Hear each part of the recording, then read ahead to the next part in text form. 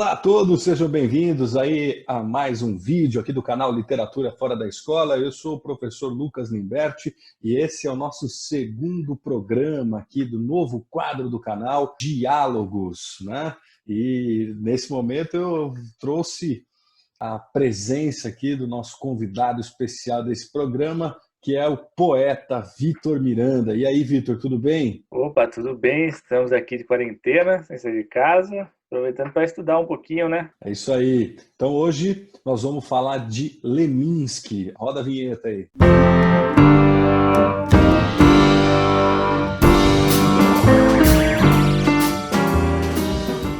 Beleza, é isso aí. Voltamos aí. Vamos falar então. Dali, Vitor, conta um pouquinho pra gente aí. Vamos falar de Leminski, vamos falar de poesia concreta, vamos falar dos marginais, vamos falar da biografia dele para começar, que eu acho que é um ponto de partida interessante para a gente entender um pouquinho da obra dele, né? Só uma coisa antes de começar a falar do Leminski, eu acho que é legal falar quem é o Vitor, né? O Vitor é poeta, é fotógrafo, trabalha com cinema, participa como poeta da Banda da Portaria. Eu tenho aqui alguns exemplares autografados dos livros deles, olha só. Esse é o Poemas Deixados na Portaria, muito bacana, vale a indicação. Tenho também esse livro que para esse momento é muito louco, né? A gente não quer voltar para casa. Olha aí, Não quero tem voltar que... para casa.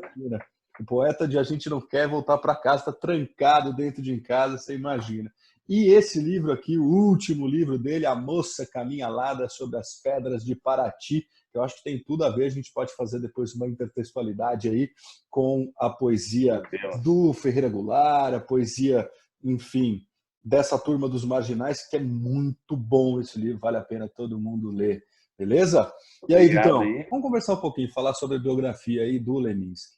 Uma coisa interessante que a gente fala, e é verdade, que o Leminski participou de uma geração marginal ali, né? A geração marginal de Curitiba, que se liga com os mineiros lá também, né? E com outros marginais aí da época. Mas o mais engraçado disso é que o Leminski, sendo marginal em vida, ele virou pop depois que morreu, né? E o livro dele, esse livro aqui, que o meu tá meio desbotado, que é toda a poesia, Todo mundo ele tem, também... né? Todo mundo tem esse livro. Esse livro foi o primeiro best-seller de poesia brasileiro, né? E como é que é? Não, eu achei muito engraçado quando eu cheguei na livraria Cultura da Avenida Paulista, né, no Conjunto Nacional. Tava esse livro em todas a vitrine assim, inteira repleta do Leminski, que é um livro que praticamente todo mundo que gosta de literatura acabou comprando. E aí eu fiquei pensando como é que essas coisas vão circulando na sociedade, né? Um poeta dito marginal, ele faz uma circularidade e acaba ocupando a Companhia das Letras, né, que é uma das maiores editoras do país, e a capa de uma das maiores livrarias também, né? Então é muito irônico esse processo que o poeta sai, né, da marginalidade para o lugar oficial aí. A gente vai traçar aqui um pouco, né, a biografia do Leminski, né? E aí a gente vai até entender o porquê de ele ter virado esse best-seller da poesia, né? Que todo mundo comprou e todo mundo consome, né? E que a gente estava falando, né, sobre a biografia dele antes de começar a gravar. O Leminski, ele estudou no Mosteiro de São Bento, né? Quando ele era pequeno. Ele vem já de uma mensagem, né, da geografia ali, como foi formada a cidade de Curitiba, né, que é um monte de europeus ali, os poloneses, ucranianos, italianos e os escravos também, né? Então ele tem essa mensagem. Então ele sempre se diz como um polaco e negro, né? A mãe dele era de origem negra, se eu não me engano. E Era até assim. vamos chegar depois até que ele uma das pessoas que ele biografou é o poeta negro Cruz e Souza, né, que é lá de Santa Catarina. Enfim, daí o Leminski estudou, né, no Mosteiro de São Bento, então lá ele teve uma bagagem assim intelectual, de leituras e que eram muito bons esses mosteiros. Os alunos saem de lá muito intelectualizados, só que também muito reprimidos com comportamento, né? Eles não podem fazer nada, eles são lá fechados, trancados, junto com pessoas do mesmo sexo, estudando, apenas estudando. Então o Leminski sai de lá uma pessoa intelectual. Ele já era na biografia dele fala que ele era um dos melhores alunos do Mosteiro de São Bento. Ele sai de lá falando alguns idiomas, dominando alguns idiomas e dominando leituras filosóficas, teológicas, literatura e poesia. Então ele sai de lá pronto para ser o que ele foi, né? E aí ele começa a escrever um livro Na verdade, ele escreveu um conto num concurso, mas eu lembro que ele ficou putaço, porque ele, na verdade, era para ter ganhado. Houve uma confusão lá de comunicação e acabaram que não mandaram o texto. Mas anos depois, um dos jurados lá encontrou ele e explicou a história para ele. Mas, enfim, desse conto nasceu a primeira obra dele, que é, para mim, e para muita gente, é a grande obra dele, a obra-prima dele, que quase ninguém conhece, porque todo mundo conhece a toda a poesia, né? Mas tem esse livro aqui, que é o Catatal. Que é de 1975, né? 1975, se não me engano. Essa edição aqui não é a primeira edição, mas eu acho que é de 75 mesmo, se não me engano. E o Leminski levou 7 anos para ler esse livro, para escrever esse livro. E o nome ficou Catatal porque ele ficava andando, durante esses 7 anos, ele andava para lá e para cá, sempre com um calhamaço de um catatal, né? Um catatal de papéis e livros debaixo do braço. Ele ia para os bares com esses papéis embaixo do braço, sempre escrevendo ali. E esse livro é muito interessante, e ele dedica esse livro para Augusto de Campos, Décio Pignatari e Haroldo de Campos. Nada mais, nada menos que a tríade da teoria da poesia concreta, né? Que é, tipo, ele jovem, ele acabou virando amigo desses caras e admirado por esses caras, né? Então você vê a importância que ele, já jovem, estava tendo na poesia. E também dedico aqui para Alice, né? Alice Ruiz, que é uma das grandes poetas ainda viva hoje. Eu tinha o prazer de ser amigo dela. E eles foram um casal, né? Eles ficaram juntos durante 20 anos. E o Catatal é um livro difícil de ler. O Leminski demorou 7 anos para escrever, eu demorei uns 5 para ler. E que é uma prosa poética, ele chamava de romance experimental. E realmente é uma linguagem experimental. Em vários momentos do livro aparecem outros idiomas, como o holandês, o latim, o alemão. E a história, que é difícil de entender, para mim, é mais uma experiência da linguagem do que você entender o que está acontecendo na história. A história é que o Descartes, né, filósofo francês, ele veio para o Brasil com a esquadra de Nassau, que eram os holandeses que invadiram o nordeste do Brasil.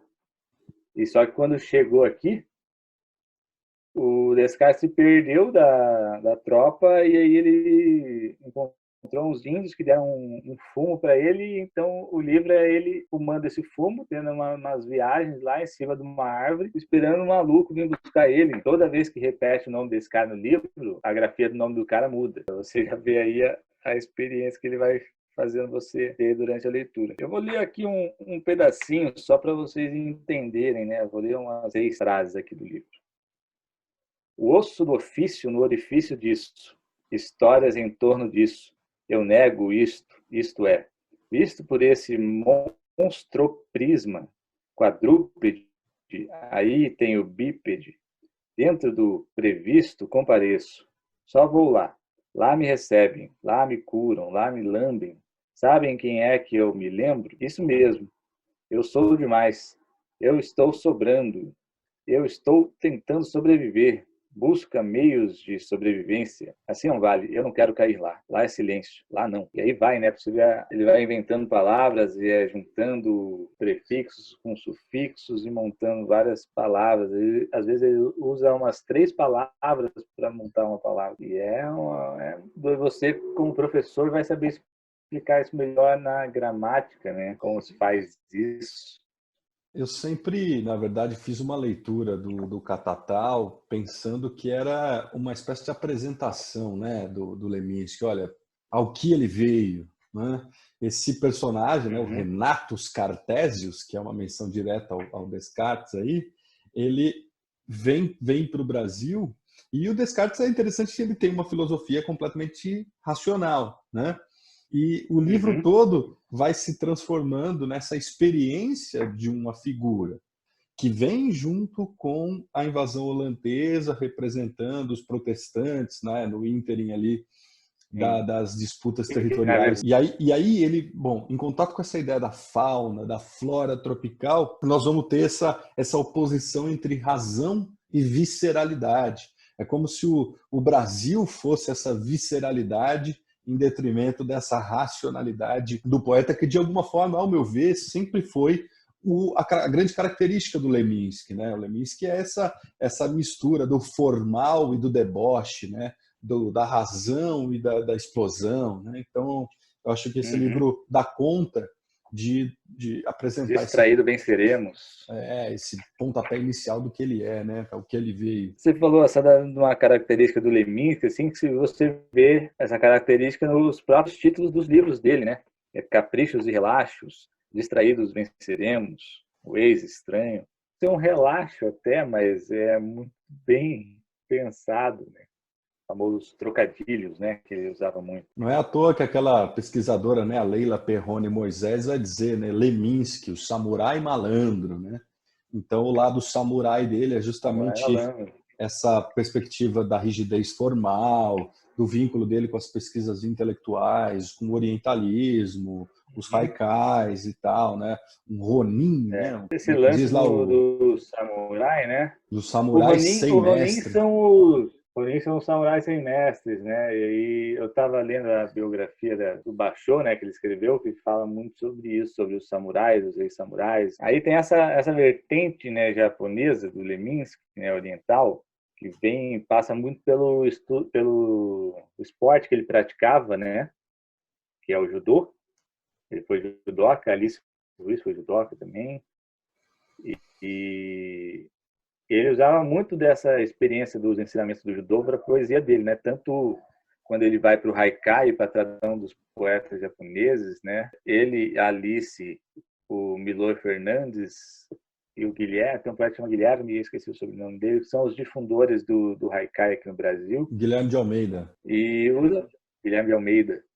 E aí eles usam muito esse lance do ensinamento da luta mesmo, né? Como você finaliza um poema, por exemplo, né? As táticas de luta eles usam para a construção do poema. Então, eu sempre falo que o poema é uma ciência exata, né? Então, você vê ali que a exatidão de um golpe ele trouxe essa experiência da exatidão de um golpe do judô para a construção de um poema. Eu acho muito legal essa ideia do samurai malandro, né? Então, quando lá no Catatal você tem aquela oposição entre razão e visceralidade, aqui você tem a racionalidade do samurai e o malandro, que é um pouco uma ideia de Brasil, né? Quando ele vai trazer o tom coloquial, os insights, a espontaneidade, o riso, a ironia, o susto, né? Poesia de susto, uma espécie de displicência, mas uma displicência bem pensada. E, aliás, para quem a gente mencionou aqui o haikai, para quem não sabe o que é um haikai, está estudando aí, ele é um poema de origem oriental que ele tem 3 versos. Esses 3 versos, eles têm uma divisão entre o primeiro verso com 5 sílabas poéticas, o segundo com 7 sílabas e o terceiro com 5. Então, é um pentassílabo, um heptassílabo, um pentassílabo. Essa é a regra tradicional, enfim, Tem a questão sem da obrigatoriedade. Natureza, né? Oi? Tem a questão também da natureza, do primeiro verso sempre falar sobre natureza ou sobre estações do ano, né?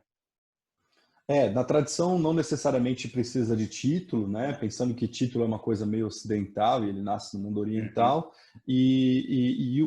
Percebam, você precisa de um domínio técnico muito grande. O lado samurai aí é fundamental para você conseguir ser compacto, mas ao mesmo tempo denso, né? Que é o que ele vai conseguir fazer ali de maneira interessantíssima na sua poesia. Ele tem outros apelidos também, né, que brinca com isso, né? Por exemplo, Polaco Louco Paca, frieza do europeu, né? A seriedade do europeu, é maluco aquele brasileiro, o Piniquim. Eles também chamavam o bandido que sabia latim, né? Outro apelido que deram para ele. Polaco Louco Paca, inclusive, tem uma música, né? Polaco Louco Paca, Polaco Louco Paca. Que é mais que depois podemos falar também sobre essa coisa musical do Leminski, né? Ele se utilizou muito bem da música para popularizar os poemas dele, né? E aí tem até uma história, o irmão dele, que chama Pedro, que foi o irmão dele que ensinou ele a tocar violão, né? E aí o Pedro e o Leminski formaram uma banda com outro cara que chamava Paulo também, que agora não lembro quem que era, o sobrenome. E aí o nome da banda era Uma Pedrada e Duas Pauladas. E tem uma gravação bonita de uma música que chama Valeu. Os namorados olhando o céu chegam à mesma conclusão antes de chegar na próxima guerra. Mas é muito louco isso, né? Eu acho que essa coisa do Leminski para o lado da música também tem a ver com... Bom, primeiro, a primeira aparição dele lá na revista Invenção, né, de 1964, junto ao grupo Nós Grandes, né, que é a turma do Haroldo de Campos, enfim, dos irmãos Campos, Augusto de Campos, o Décio Pinhatari. E aí ele começa de alguma forma com as experiências concretas, mas aí ele vai fazer uma crítica à poesia concreta. Isso que é interessante, pensando na própria no percurso dele. Ele tem várias poesias concretas da melhor qualidade, mas aí quando ele chega na música, na verdade ele está discutindo a dificuldade de acessar o grande público que os poetas concretos tinham. E aí ele vai para canção popular, para a chamada poesia beat, né? Então ele vai ter esse jogo erudito popular, é a cara do Leminski, né? O Capricho Escracho, o Samurai Malandro, enfim. Ele, né, aqui, essa galera lá de Curitiba e os baianos lá de, por exemplo, Caetano, ele bebeu na fonte da poesia concreta. Então, se você for ver a letra do Caetano, você vai ver ali que é a poesia concreta pura, né? Sim. E você vê que o Leminski pegou a poesia concreta e voltou a colocar ela em verso. Então, você vê, aí chega naquela questão, por que que o Leminski, anos depois, virou pop, né? Porque ele achou um meio de escrever simples, mas também de uma maneira erudita, né? O erudito e desbundado. Uma vez chamou, o Ali Salomão chamou ele assim uma vez, o erudito e desbundado. Ali Salomão, outro poeta aí da turma dos... Poeta baiano, né? Da turma dos marginais. Então, a marginal é o outro lugar que ele chega, né? Então, ele sai dos concretos, passa por essa experiência da música popular, e na música popular, a tropicália, a coisa, ele chega e acho que assume esse lugar, né, da poesia marginal. Hoje, quando a gente estuda o Leminski, se você for pegar os catálogos didáticos, ele está colocado como um poeta marginal. É legal também prestar atenção às profissões que o Leminski teve, por exemplo. O Leminski e a Alice foram publicitários durante muito tempo. E isso se você for entender a carreira do Leminski, você vai ver que muitas vezes ele se utilizou de estratégias publicitárias, né? Por exemplo, quando ele vai lançar o Catatal, ele posa nu, né? Ele tem uma foto nu. Inclusive, eu copiei essa foto, né? Eu vou colocar para o pessoal ver na edição aí, as duas fotos, Leminski e Vitor Miranda. E também quem tem fotografou? a foto do Leminski. A sua? A minha foi um autorretrato. Aí o Leminski também se utilizava da polêmica, né? Ele era sempre polêmico, causava as polêmicas. E também é uma estratégia de você chamar atenção para si, mas claro, ele, para fazer um debate, não tinha ninguém melhor que ele ali, vamos dizer assim. Tem um vídeo muito legal dele na internet, ele falando sobre a pichação, né? E o Leminski também foi professor de cursinho, então você vai achar alguns vídeos dele dando aula no cursinho. E tem um vídeo que ele fala lá que ele não aguentava mais trabalhar sentado lá na agência, daí ele saiu e viu um muro branco, que era um tesão, né? Que ele fala. E aí ele escreveu assim, sentado não faz sentido. Então ele se utilizava da pichação também como meio de divulgar a poesia dele. E eu sempre defendo a pichação, né? É um tema polêmico, né? Hoje em dia... É um tema polêmico. Aliás, podemos depois fazer um papo sobre isso, né? Pensando na questão da pichação, né? E dessa expressão marginal que poderíamos traçar para hoje. Aliás, é até legal citar o Vitor, eu também, nós fazemos parte aí de um coletivo de poetas neomarginais que está nascendo ou renascendo, depende da perspectiva, que depois vale a pena todo mundo dar uma olhada aí tem perfil na internet e tal, no Instagram. Mas eu queria dizer que essa relação da publicidade ela é muito significativa porque os poetas concretos eles vão se valer das perspectivas semióticas que são a base da publicitária no que diz respeito da relação ali entre o que é visto, designer, né? a mensagem, né? Isso, a próprio design da fonte, né? Como isso vai aparecer diagramado, esparramado em liberdade nos espaços em branco do papel, né? E essa, digamos, vivência na publicidade traz um arcabouço. Tanto que a própria publicidade se vale das teorias da poesia concreta e o contrário também, né? Essas experiências são bem interessantes.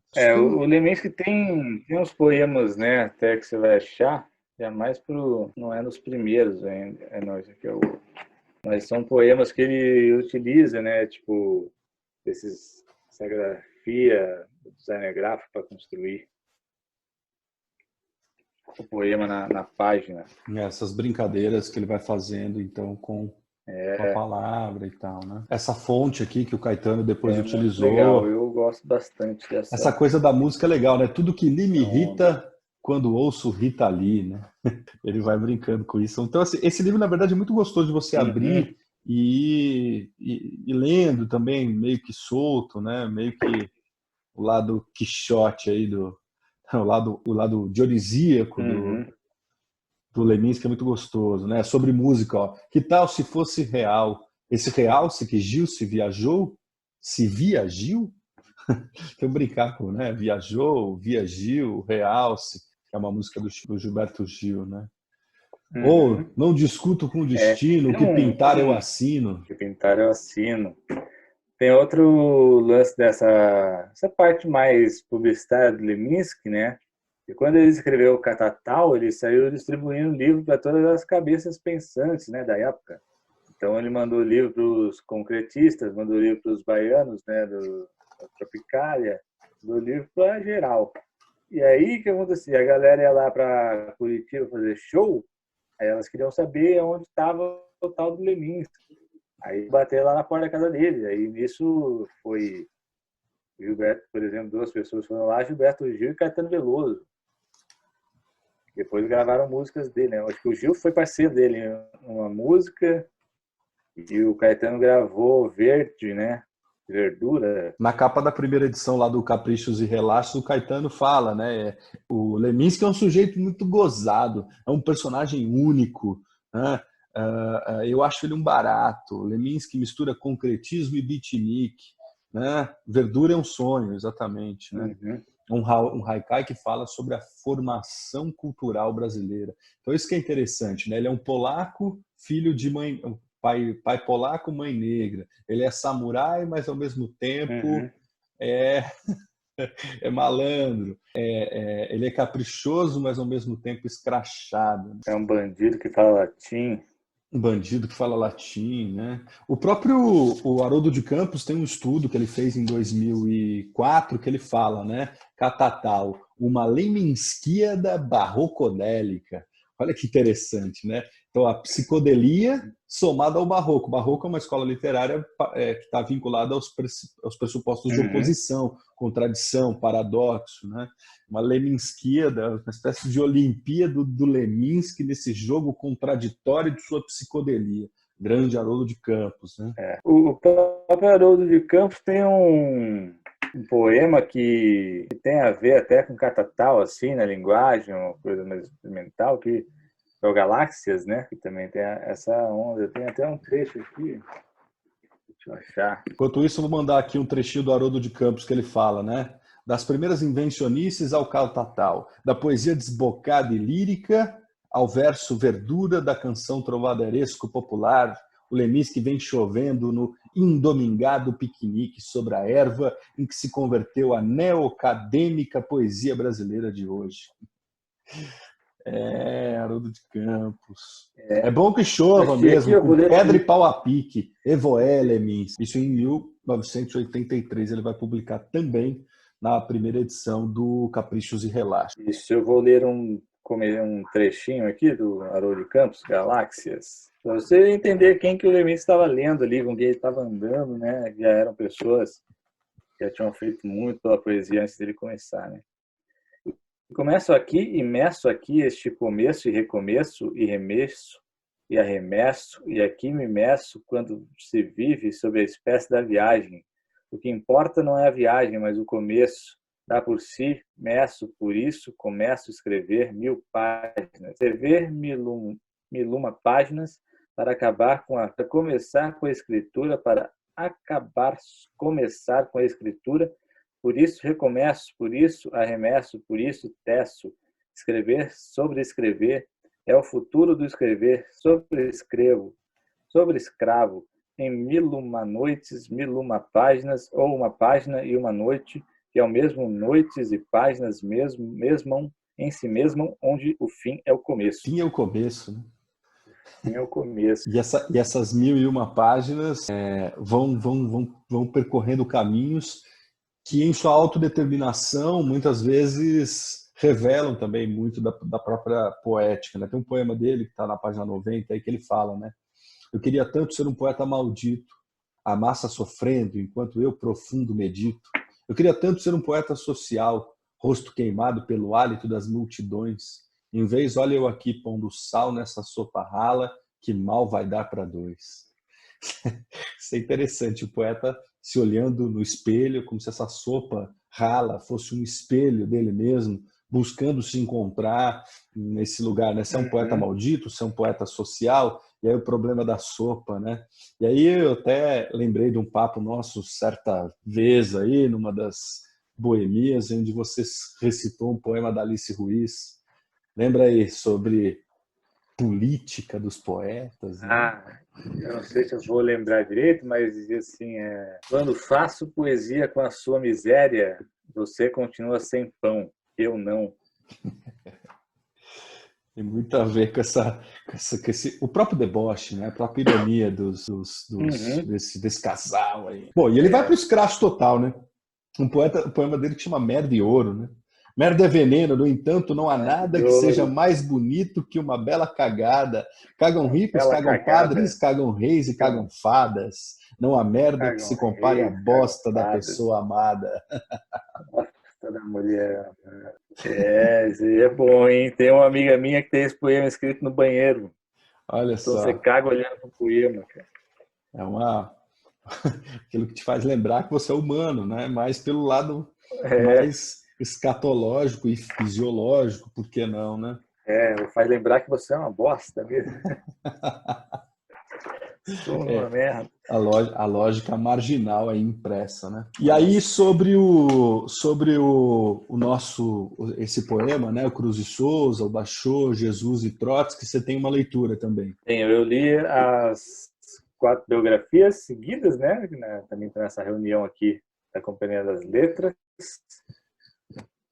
E ele começa por uma ordem, né? Quando ele escreveu essas biografias separadamente, lá nos anos 80, né?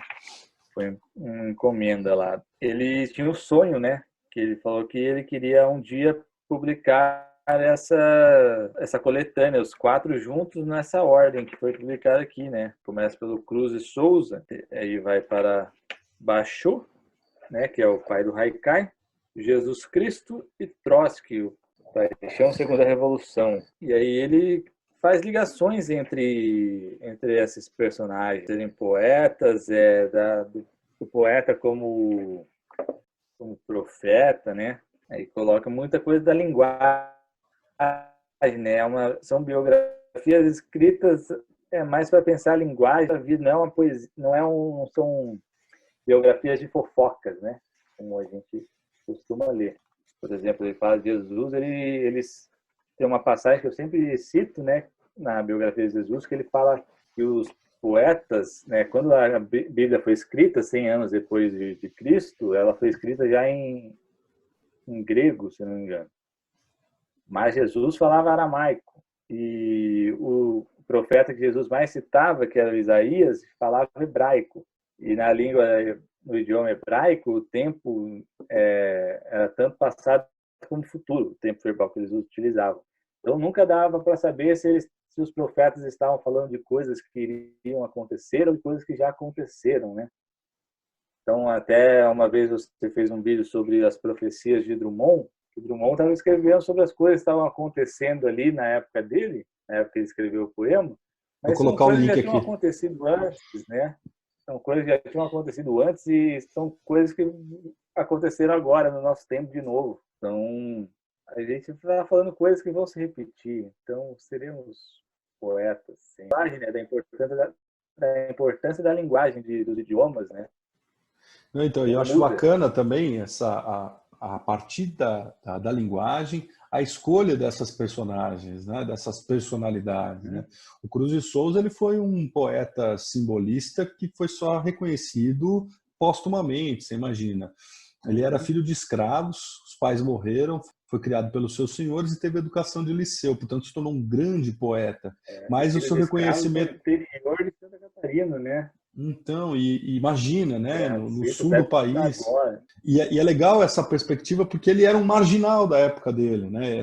E se você pensar que Jesus também era um marginal da época dele, no sentido de que ele vai bater de frente com todo o sistema, né? O próprio Baixou também. o Basho, aliás, tem um lance do Basho aqui que é só fazer um comentário a respeito da própria ideia dele se projetar, né? Que é o significado, ele fala, né? Matsu Basho. Basho em japonês quer dizer bananeira, um pseudônimo poético, a bananeira sendo a planta que achava mais bonita. É muito louco isso, porque, coincidência ou não, todas as vezes que a gente pensa numa ideia de Brasil, a gente vai trazer, bom, se você pensar lá no José de Alencar, com Iracema, você tem a imagem da palmeira, quando a Iracema é enterrada, a própria canção do exílio do Gonçalves Dias, né? Minha terra tem palmeiras, a bananeira, a palmeira, são tradicionalmente imagens que remetem a uma simbologia do que é a ideia de Brasil.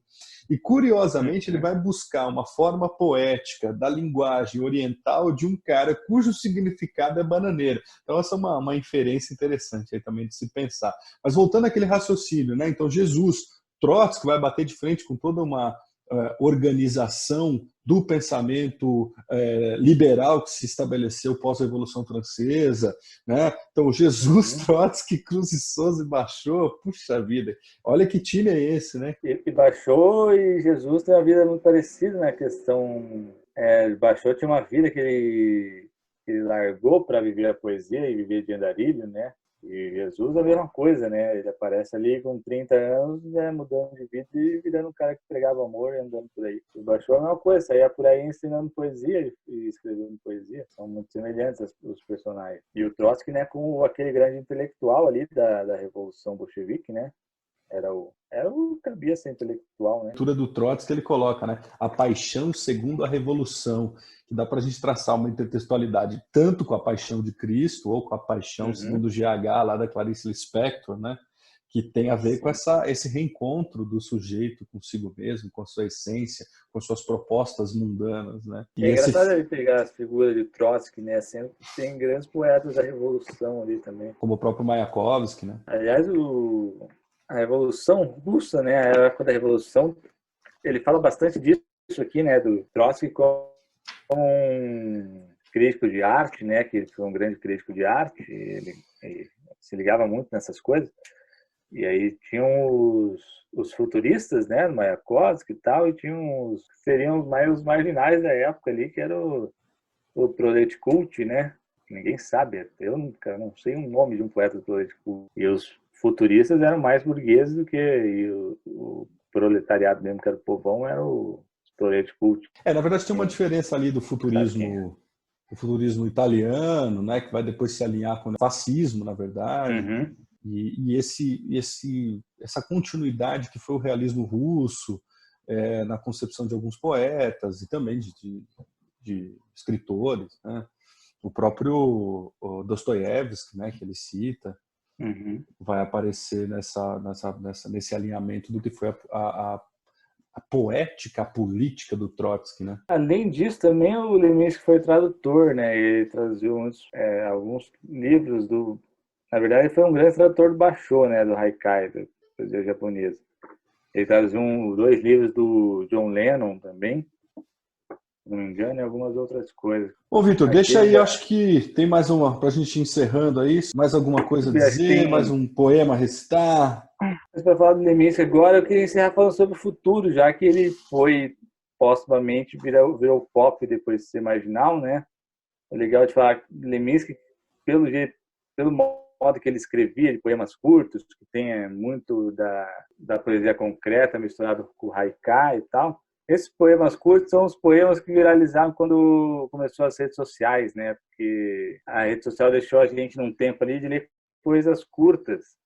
Então, eu vi uma crítica uma vez que falava assim que Leminski era o poeta que escreveu nos anos 80 o poema dos anos 2000, né? E é basicamente isso. Hoje muita gente escreve parecido com Leminski, porque estamos nesse tempo, né, da poesia para agora, né, para ser lida na rede social, para ser lida no Instagram. E tem um vídeo muito interessante que é o Leminski conversando com Ari Salomão sobre a poesia do futuro. E essa é uma pergunta que eu pergunto para os amigos de agora, né? Qual a poesia do futuro, já que estamos nesse tempo de agora, futurista já, né?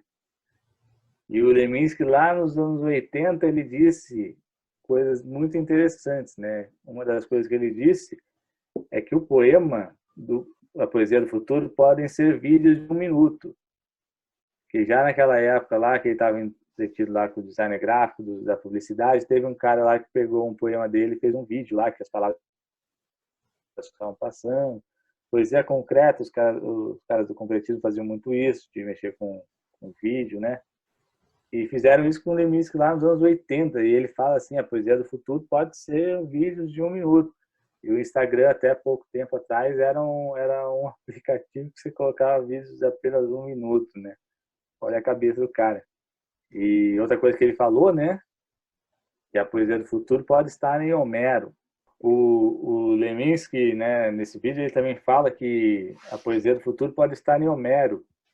E Homero, né, parecido com o Gregório de Matos aqui no Brasil e também com os cordelistas do Nordeste até hoje, que são pessoas que eles não escrevem os poemas deles, eles guardam de cabeça e saem falando.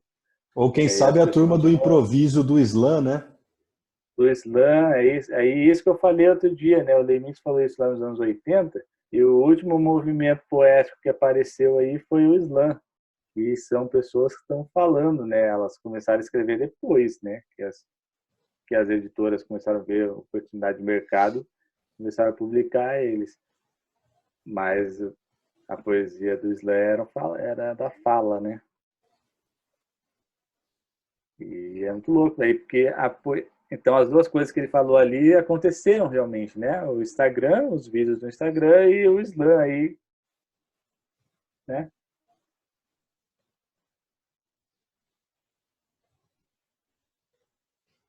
Se voltar no tempo e resgatar a essência dela, como ela nasceu, e também a essência de seguir o caminho para o futuro, né? Se utilizando das ferramentas tecnológicas que a gente tem nesse tempo.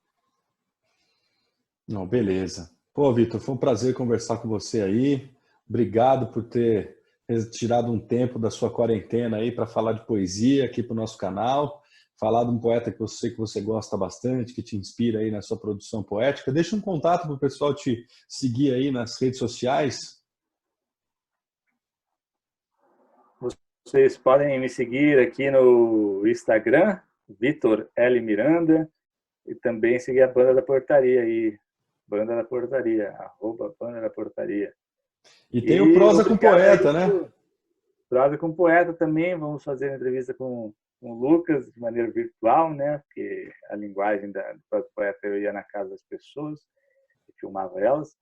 Mas agora, nesse período de quarentena, que a gente não está saindo de casa, vamos começar a iniciar os trabalhos à distância, né? E eu queria agradecer aí o convite para falar do Leminski, é sempre um bom papo conversar contigo, falar de Leminski também é muito prazeroso. E eu indico aí vocês a lerem Leminski, cara, porque é uma leitura que vai dar um prazer muito grande ler, que é divertido ler Leminski, e também é uma leitura também erudita, né? Você vai aprender muito de construção de poesia. Então é isso. E também, claro, né, para quem vai prestar os principais vestibulares, o Leminski sempre configura a lista aí dos principais, tá? Então, eu agradeço muito aí, foi muito enriquecedora a nossa conversa, né? Esse olhar de um sujeito que é poeta e que é leitor também, ou seja, que trabalha as palavras, que trabalha nessa relação de produção, que tem uma influência direta dos marginais, né? Aliás, podemos indicar também, né, o Instagram dos Neomarginais, o pessoal seguir, vou colocar aqui embaixo. Enfim, foi um prazer te receber aqui no nosso programa, nosso quadro Diálogos do canal Literatura Fora da Escola. E, pessoal, se inscrevam aí no nosso canal, compartilhem esse papo aí com quem você gosta, com quem você acha que gosta de poesia. Foi muito bom, valeu, Vitor. Até a próxima. Valeu. Olha só, esqueci de falar uma parada de Leminski, cara, que ele ficava dizendo assim, ele brincava com as pessoas, que ele ia morrer com 44 anos de cirrose, igual o Fernando Pessoa. E aí, de fato, ele morreu, né, de 44 anos de cirrose. E aí o Itamar Assunção não foi no velório, né, mas escreveu um poema para o jornal que dizia assim: Leminski, aqui é Beleléu, não fui no enterro teu, pois você não irá no meu. Estamos quites, adeus.